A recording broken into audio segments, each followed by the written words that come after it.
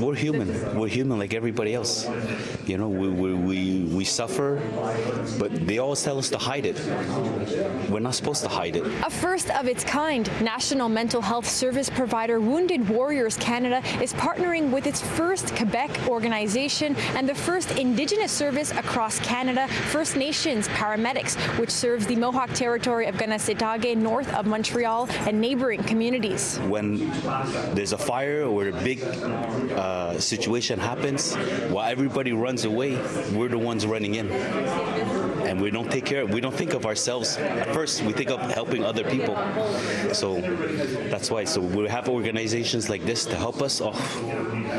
It's a weight off our shoulders. It started with Robert Bonspiel, president of First Nations Paramedics, reaching out to Wounded Warriors Canada because he says during his career he didn't have this kind of support following traumatic calls. I was back to work within 24 hours after the events.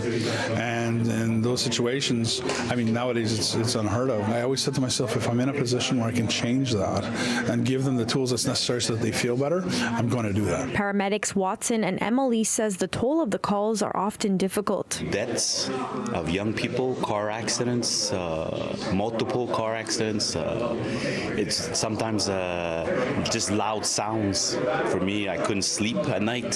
Hear tires screeching gives me a flashback of stuff. All this back then is like, you know, we're not Superman. Even if every day is not a tough call, those tough calls do come, and it's good to have the proper resources to deal with them and to know how to deal with them in advance. Counseling, trauma-informed workplace training, and psychoeducation are just some of the services that will be offered to them and their families. The need that exists amongst first responders from a mental health or operational stress injury perspective is uniform, consistent across the country. So in terms of what we do and how we do it, nothing changes. But in terms of the reach and making sure we're serving the country and indeed serving first responders in the province of Quebec, that today is a milestone day for our organization. Bonspiel says he's now hoping this partnership will inspire other first responder services to offer more resources. The situations we face break most people, probably break us a little bit as well, but we can heal from them as long as we have the proper